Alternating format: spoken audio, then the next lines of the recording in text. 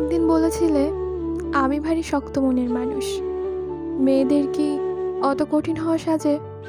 কিন্তু আসল সত্য কি জানো, মেয়েরা কখনো কঠিন হয় না, শক্ত হয় না, কেবল বরফ হয়ে থাকে।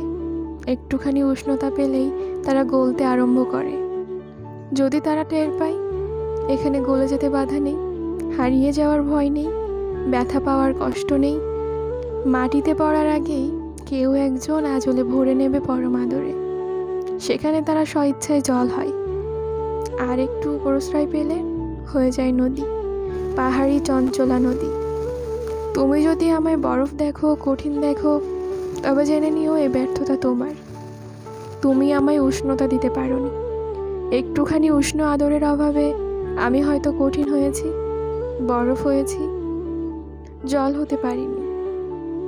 অথচ আমার হবার কথা ছিল পাহাড়ি খরস্রোতা নদী।